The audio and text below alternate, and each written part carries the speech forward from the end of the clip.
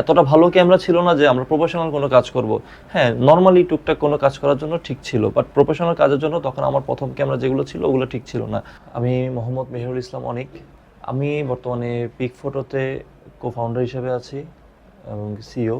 আসলে এই প্রফেশনটা আমাদের বাংলাদেশে অধিকাংশ ইয়ং জেনারেশন এই প্রফেশনে যুক্ত আছে। মানে মোস্টলি হচ্ছে শখের বশে, যেমন আমিও, যেটা সত্যি কথা। আমার শখ ছিল ছোটবেলা থেকে ছবি তোলা নিয়ে। ওই ছবি তুলতে তুলতে একদিন হুট করে এক বড় হয়ে বললো যে আমার একটা কাজ আছে, তুই তো ভালো ছবি তুলতে পারোস, আমার কাজটা করে দে। তো তখন দেখলাম ওই কাজের থ্রোতে আমার কিছু টাকা আর্ন হলো। তখন থেকে মাথার মধ্যে একটু ঝোঁক জাগলো, আরে আমি আমার শখের কাজটা দিয়ে তো আমি টাকা আর্ন করতে পারি। তো তখন থেকে হচ্ছে এই টুকটাক এদিক সেদিক কাজ করতে করতে একসময় একটা প্রফেশনের মধ্যে চলে আসছে। মানে কখন যে প্রফেশনে অ্যাড হয়ে গেছি সেটা বুঝিও নাই। আমার প্রথম ক্যামেরা ইউজ হয় 2014 সালে। সেটা হচ্ছে প্রথম একটা বন্ধুর ক্যামেরা ছিল। ওই বন্ধুর ক্যামেরাটাই আমরা ইউজ করতাম বলতে কি, আমরা জাস্ট নিজেদের ছবি তুলতাম। আমরা নিজেদের ছবি তোলার জন্য একটা ক্যামেরা ইউজ করতাম। ওটা আমার এক ফ্রেন্ডের ক্যামেরা ছিল। সেটা হচ্ছে ক্যাননের 600D। তো তখন ওটা দিয়ে আমরা নিজেদের ছবি তুলতাম। ওই ছবি তোলা থেকে আস্তে আস্তে বন্ধু বান্ধবের মধ্যেও ক্যামেরা আপগ্রেড হয়। পরবর্তী আমি নিজেও একটা ক্যামেরা নিই। আমি যখন প্রথম ক্যামেরা নিই, ওটা আমি একা নিই না, আমার একটা বন্ধু সহ নিই।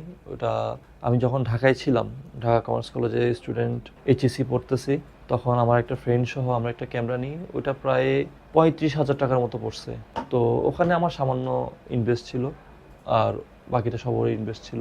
তো আমরা কমার্স কলেজ যখন পড়তাম, আমাদের কলেজের পাশেই কিন্তু বোটানিক্যাল গার্ডেন আছে, চিড়িয়াখানা আছে। তো ওখানে ভালো ভালো সিনারি আছে। তো আমরা ওখানে ছবি তুলতাম, নিজেদের ছবি তুলতাম। তো ওখান থেকে আমাদের স্টার্টিং আর কি, আমার নিজের ক্যামেরার স্টার্টিং। হ্যাঁ, ওরকম বলতে গেলে আমার আয়ত্তে বলবো না। আমার এখন যে টিম, ওই টিমের আন্ডারে প্রায় 7 থেকে 8টা ডিভাইস আছে। সবগুলাই হচ্ছে বর্তমান মার্কেটে লেটেস্ট ক্যামেরা। আমি প্রত্যেকটা ক্যামেরাই আপনার বলতে পারেন 3 থেকে 4 লাখ টাকা দামের ক্যামেরা, ইনস্ট্রুমেন্ট সহ। জার্নিটা কখনোই সহজ ছিল না। জার্নিটা শুরুতে ছিল শখ থেকে আস্তে আস্তে প্রফেশনে মুভ হয়ে গেছে।